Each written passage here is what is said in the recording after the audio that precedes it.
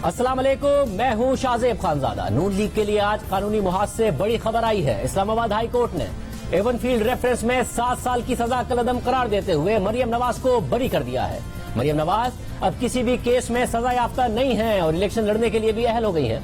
मरियम नवाज के साथ उनके शौहर कैप्टन सफदर की 1 साल की सजा भी कलअदम हो गई है। 6 जुलाई 2018 को आम इंतखाबात से 19 दिन पहले एवनफील्ड रेफरेंस का फैसला सुनाते हुए इस्लामाबाद की एहतसाब अदालत के जज मोहम्मद बशीर ने नवाज शरीफ को 10 साल, मरियम नवाज को 7 साल जबकि कैप्टन मोहम्मद सफदर को 1 साल कैद बामुशक्कत की सजा सुनाई थी।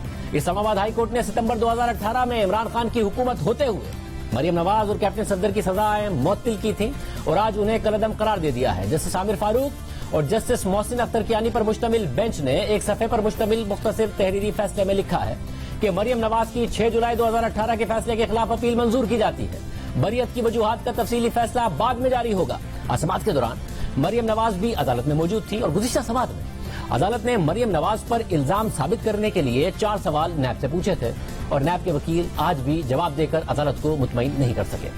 आज की समाअत में जस्टिस आमिर फारूक ने रिमार्क दिए कि सवाल अपनी जगह कायम है कि आमदनी से जायद असासों में नवाज शरीफ और मरियम नवाज का ताल्लुक साबित करें। नैब के डिप्टी प्रोसिक्यूटर जनरल सरदार मुजफ्फर अब्बासी ने जवाब दिया कि मैं डॉक्यूमेंट से दिखाऊंगा कि ये प्रॉपर्टीज 1999 में खरीदी गई। जस्टिस आमिर फारूक ने फिर सवाल किया कि इन प्रॉपर्टीज की खरीदारी के लिए कितनी रकम अदा की गई, ऑफशोर कंपनियों ने अपार्टमेंट कितनी कीमत में खरीदा, आप इससे मुताल्लिक डॉक्यूमेंट दिखाएं, जबानी बात ना करें। कल को ये सारी चीजें जजमेंट में आनी है। अपील में काम आसान होता है, जो चीजें रिकॉर्ड पर मौजूद हैं उन्हीं को देखना है। सरदार मुजफ्फर ने पनामा JIT के सरबराह वाजिद जिया का बयान अदालत में पढ़कर सुनाया तो जस्टिस मोहसिन अख्तर कियानी ने रिमार्क दिए कि वाजिद जिया का किरदार तो JIT में तफ्तीशी का था।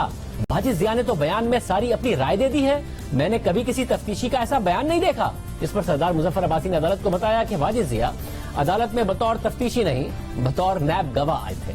जस्टिस आमिर फारूक ने रिमार्क दिए कि नैब प्रोसिक्यूटर ने कहा था कि मरियम नवाज का किरदार 2006 से शुरू होता है। आप पहले अपना मौक़िफ़ वाज़े करें कि आपका केस क्या है। वहाँ हर चीज डॉक्यूमेंटेड होती है, रिकॉर्ड लाना मुश्किल नहीं। नैब प्रोसिक्यूटर ने इस पर कहा कि हमने प्रॉपर्टी की मिल्कियत साबित कर दी है, मालियत गैर अहम है। तो जस्टिस आमिर फारूक ने इस पर रिमार्क दिए कि आप गलत बात कर रहे हैं। आमदनी से जायद असासों के रेफरेंस में कीमत का तयन जरूरी है। सरदार मुजफ्फर ने दलाइल देते हुए कहा कि हमारा मौक़िफ़ है कि नवाज शरीफ ने ये जायदादें मरियम के जरिए छुपाई। जस्टिस आमिर फारूक ने रिमार्क दिए कि आप जो बात कह रहे हैं इसको शवाहिद से साबित करें, अब इधर उधर ना जाएं, जो खुद कहा है उसको साबित करें। जैसे मोहसिन अख्तर कियानी ने सवाल उठाया कि इस डॉक्यूमेंट पर तो दावा डिग्री नहीं हो सकता, तो क्रिमिनल केस में सजा कैसे हो सकती है।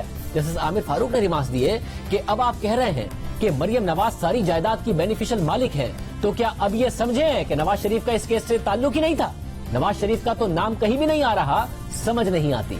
नवाज शरीफ को आप लिंक कैसे कर रहे हैं। आप शवाहिद की रोशनी में इसको लिंक करके दिखाएं। आपकी दस्तावेजात अब कहती हैं कि मालिक मरियम नवाज थी। मरियम नवाज तो पब्लिक ऑफिस होल्डर नहीं थी, उन पर असासों का केस नहीं बनता। ये कोई अलग टैक्स का केस तो हो सकता था, आमदनी से जायद असासों का नहीं। आपका केस शायद ठीक हो, मगर आप इसको साबित करने में नाकाम रहे हैं। हम सिर्फ पब्लिक नॉलेज या किसी की सुनी सुनाई बात पर फैसला नहीं सुना सकते। जैसे मोहसिन अख्तर कियानी ने रिमार्क दिए कि इस सारे केस में इन तमाम मुल्जिमान को तो कुछ कहना ही नहीं चाहिए था, ये केस तो आपने साबित करना था। इसके बाद अदालत ने फैसला महफूज कर लिया, जो कुछ देर बाद सुनाते हुए अपीलें मंजूर कर ली और मरियम नवाज और कैप्टन सफदर को बरी कर दिया। इससे पहले 10 फरवरी की समाअत में अदालत कह चुकी है कि अगर मरियम नवाज और हुसैन नवाज के दस्तखत ट्रस्ट डीड पर मौजूद हैं और वो इसे तस्लीम करते हैं तो वो दस्तावेजात जाली नहीं है। जबकि 15 सितंबर की समाअत में मरियम नवाज के वकील अमजद परवेज ने दलाइल दिए थे कि JIT ने रॉबर्ट रेडले की रिपोर्ट पर ट्रस्ट डीड को जाली करार दिया था। नैब के शवाहिद में मरियम नवाज की हद तक वाहिद चीज रॉबर्ट रेडले की रिपोर्ट थी। ये इल्जाम गलत है कि ट्रस्ट डीड तैयारी के वक्त कैलिबरी फॉन्ट दस्तयाब नहीं था। रेडले ने जिरा में खुद तस्लीम किया कि वो कंप्यूटर एक्सपर्ट ही नहीं है और अप्रैल 2005 में कैलिबरी फॉन्ट खुद इस्तेमाल भी कर चुका है। इस पर जस्टिस आमिर फारूक ने रिमार्क दिए थे कि फिर तो ये केस खत्म ही हो गया। जैसे मोहसिन अख्तर कियानी ने रिमार्क दिए थे कि रेडले अगर एक्सपर्ट नहीं तो फिर उसके शवाहिद ही खत्म हो जाते हैं। इसके अलावा बरतानवी माहिर कानून राशिद असलम ने 2017 में ही हमारे प्रोग्राम में गुफ्तगू करते हुए बताया था कि ट्रस्ट डीड की कानूनी हैसियत पर कोई सवाल नहीं उठाया जा सकता। ये तो बरतानिया की अदालतों में भी काबिल कबूल है। اب یہ ٹرسٹ ڈیڈ بھی اسی فرم نے جیمی فریمن نے ویریفائی کر کے دی ہے. کیا اگر یہ معاملہ برطانیہ کی عدالت میں ہو, کیونکہ یہ برطانیہ کی فرم ہے, اور وہاں پر ٹرسٹ ڈیڈ پیش کی جائے تو عدالت ان کے بات کو فائنل مانے گی یا سوالات اٹھیں گے اگر کوئی لا فرم یہ کہہ رہی ہو کہ ہم ٹرسٹ ڈیڈ کو ویریفائی کرتے ہیں؟ نہیں جی, یہ فرم کا فائنل ورڈ ہوگا, اس کو عدالت کو ماننا پڑے گا کیونکہ یہ پراپرلی سائنڈ ڈاکومنٹ ہے اور اس کی جیسے میں نے بتایا لافل جو سچویشن ہے وہ اس کی بہت اسٹرانگ ہے, تو اس پہ کوئی سوال اٹھ نہیں سکتا کسی کورٹ آف لا میں یا کسی بھی ادارے میں. یو کے حوالے سے یہ ایک بہت اسٹرانگ ڈاکومنٹ ہے. پاکستان کے حوالے سے اگر کوئی ایسا سوال اٹھتا ہے, میں نہیں سمجھتا کہ ایسی کوئی بات ہونی چاہیے کہ فرم اس کو آن کرتی ہے اور اس کو کہتی ہے کہ جی ہم نے یہ ٹیسٹ کیا ہے, تو یہ یو کے کی کسی بھی عدالت میں اس کو چیلنج نہیں کیا جا سکتا. آج فیصلہ سننے کے بعد عدالت کے باہر میڈیا سے بات کرتے ہوئے مریم نواز نے کہا کہ بہت جلد اب نواز شریف بھی واپس آئیں گے اور نواز شریف, شہباز شریف اور میری پارٹی فیصلہ کرے گی کہ مجھے کون سا الیکشن لڑنا ہے اور کب لڑنا ہے. آپ ضرور مجھے اسمبلی میں دیکھیں گے.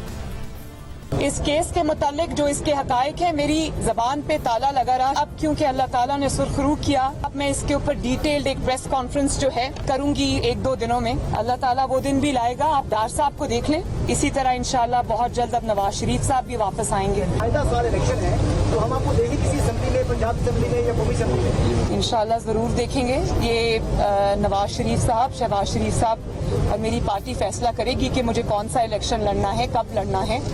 تو اللہ تعالیٰ کے بعد یہ جماعت میری فیصلہ کرے گی. آج مریم نواز کے خلاف نیب کا ایون فیلڈ ریفرنس قلعدم تو قرار دے دیا گیا ہے, مگر اس کیس کو پاکستان کی سیاسی تاریخ کے سب سے اہم کیسز میں سے ایک تصور کیا جائے گا, کیونکہ جن حالات میں ان کیسز کا آغاز ہوا اس کے اثرات آج بھی پاکستان کی سیاسی صورتحال پر ہیں. یہ معاملہ شروع تو نواز شریف کے خلاف ہوا تھا, مگر دیکھتے دیکھتے پوری نون لیگ اس کی لپیٹ میں آ گئی اور یہ پورا معاملہ شروع ہوا پیناما کیس سے. 2016 میں ICIJ کی طرف سے پیناما پیپرز کی صورت میں لاکھوں دستاویزات لیک کی گئی اور ان دستاویزات میں نواز شریف کے بچوں سمیت 400 سے زائد پاکستانیوں کا نام تھا, جن پر الزام تھا کہ ان کی پیناما میں آف شور کمپنیاں ہیں. جس کے بعد اس وقت کی حکومت کے خلاف ایک محاذ کھڑا کر دیا گیا. تحریک انصاف سمیت دیگر اپوزیشن جماعتیں نون لیگ کے خلاف دباؤ بڑھانے لگیں اور 24 اگست 2016 کو جماعت اسلامی کے امیر سراج الحق نے پیناما پیپر سے متعلق سپریم کورٹ میں درخواست دائر کی, مگر اس درخواست میں نواز شریف کا براہ راست نام نہیں لیا گیا تھا اور 4 دن بعد ہی عدالت نے جماعت اسلامی کی درخواست کو فضول قرار دے کر واپس کر دیا. پھر 29 اگست 2016 کو عمران خان نے نواز شریف, مریم نواز اور حسن اور حسین نواز سے متعلق سپریم کورٹ میں درخواست دائر کی اور نواز شریف کی نااہلی کا مطالبہ کیا. اسی دوران تحریک انصاف سڑکوں پر بھی نون لیگ کی حکومت پر دباؤ بڑھاتی رہی اور پھر 20 اکتوبر 2016 کو سپریم کورٹ نے نواز شریف کی نااہلی کے خلاف درخواستیں منظور کرتے ہوئے کارروائی کا آغاز کر دیا اور کارروائی کا آغاز کرنے کے لیے باقاعدہ 28 اکتوبر 2016 کو سپریم کورٹ نے 5 رکنی لارجر بینچ بنایا. عمران خان نے اس حوالے سے بات بھی کی. کئی مہینوں تک کارروائی کے بعد 20 اپریل 2017 کو سپریم کورٹ کے 5 رکنی بینچ نے 3-2 کی اکثریت سے فیصلہ سنایا, مگر یہ فیصلہ نہ ہی شریف خاندان کے لیے کلین چٹ ثابت ہوا اور نہ ہی اسے سزا کے طور پر لیا گیا. اس سماعت کے دوران ایسے ریمارکس دیے گئے جس میں گاڈ فادر بھی کہا گیا, جو کہ عمران خان کے سیاسی بیانیے کا حصہ بنے. جب فیصلہ آیا تو دونوں طرف سے فیصلے پر خوشیاں منائی گئی. 5 رکنی بینچ میں سے جسٹس آصف سعید کھوسا اور جسٹس گلزار احمد کا اقلیتی فیصلہ یہ تھا کہ نواز شریف صادق اور امین نہیں رہے, اس لیے وہ نااہل ہوتے ہیں اور انہیں وزارت عظمیٰ کے عہدے سے ہٹایا جائے, جبکہ جسٹس اعجاز الحسن افضل اور جسٹس عظمت سعید کے 3 رکنی اکثریتی بینچ نے اس معاملے پر مزید تحقیقات کا فیصلہ دیا اور پاکستان کی تاریخ میں پہلی دفعہ ایک ایسی GIT بنانے کا حکم دیا گیا جس میں ISI, MI, FIA, NAB, SCCP اور اسٹیٹ بینک کے افسران شامل کرنے کی ہدایت دی گئی. حکم دیا گیا کہ یہ GIT یہ تحقیقات کرے گی کہ کیا شریف خاندان کے اثاثے ان کی آمدنی سے زائد ہیں یا نہیں, اور GIT کو اپنی رپورٹ جمع کرانے کے لیے 60 دن کا وقت دیا گیا. اس طرح 20 اپریل کے فیصلے سے نواز شریف وزیر اعظم تو برقرار رہے, مگر ان کے خاندان کو مزید تحقیقات کا سامنا کرنا پڑا. دلچسپ بات یہ ہے کہ GIT بننے سے پہلے ہی ایک تنازعہ اٹھ کھڑا ہوا. 20 اپریل 2017 کے عدالتی حکم کے بعد 6 اداروں نے 27 اپریل سے پہلے سپریم کورٹ کے حکم کے مطابق GIT کے لیے مختلف نام عدالت کو بھیجے. 27 اپریل ہی کو اسٹیٹ بینک اور SCCP کو سپریم کورٹ کی طرف سے مزید نام بھیجنے کا حکم ملا اور اسی دوران ان اداروں کو ایک واٹس ایپ کال موصول ہوئی اور ان سے مخصوص نام شامل کرنے کا کہا گیا. SCCP سے بلال رسول اور اسٹیٹ بینک سے عامر عزیز کا نام شامل کرنے کا کہا گیا. 28 اپریل کو چیئرمین SCCP نے خط لکھ کر سپریم کورٹ کو اس پراسرار کال کے بارے میں آگاہ بھی کر دیا. پھر اس کے بعد سپریم کورٹ کے خصوصی بینچ نے GIT تشکیل کے لیے پہلی سماعت 3 مئی کو کی, جس میں عدالت نے SCCP اور اسٹیٹ بینک کے پیش کیے گئے ناموں کو منظور نہیں کیا اور جسٹس اعجاز افضل نے ریمارکس دیے کہ governor state bank, chairman SCCP نے جو نام بھجوائے ہیں وہ شک و شبے سے بالا نہیں ہیں. ایسے افراد چاہیے جن کا کردار ہیرے جیسا ہو. اور آئندہ سماعت میں اسٹیٹ بینک اور SCCP سے 18 گریڈ اور اس سے اوپر کے تمام افسران کے ناموں کی فہرست طلب کی گئی. और 5 मई की समाअत में सुप्रीम कोर्ट ने JIT के नामों का इंतखाब कर लिया, जिसमें SCCP से उन्हीं बिलाल रसूल और स्टेट बैंक से उन्हीं आमिर अजीज का इंतखाब किया गया जिनका व्हाट्सएप कॉल में इन इदारों के सरबराहों से मुतालबा किया गया था। मगर इस मामले पर भी तनाज़ा उठ खड़ा हुआ कि सुप्रीम कोर्ट JIT में मखसूस अराकीन को डालने के लिए असरअंदाज हो रही है। मगर बाद में जून 2017 में होने वाली समाअत के दौरान जस्टिस एजाज अफजल ने निमाज दिए कि हमने रजिस्ट्रार को लोगों को मुंतखब करने के लिए कहा, हम सब चीजों पर नजर रखे हुए हैं कि क्या हो रहा है, हमें नताइज का डर नहीं है, हमें कोई डरा नहीं सकता, हमने JIT को मुंतखब किया है।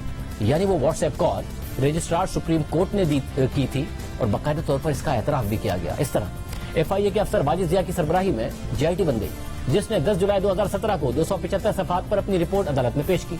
21 जुलाई को सुप्रीम कोर्ट ने अपना फैसला महफूज किया और फिर 28 जुलाई को सुप्रीम कोर्ट के 5 रुकनी बेंच ने ब्लैक लॉ डिक्शनरी से एक तशरीह निकालकर उस वक्त के मुंतखब वजीर आजम को नवाज शरीफ को काबिल वसूल तनख्वाह की बुनियाद पर नाअहल करार दे दिया। साथ ही शरीफ खानदान और इसहाक डार के खिलाफ नैब को 6 हफ्तों में 3 रेफरेंसेस दायर करने का भी हुक्म दे दिया और इंसाफ अदालत को कहा कि वो रेफरेंस दायर होने के 6 माह में फैसला करें।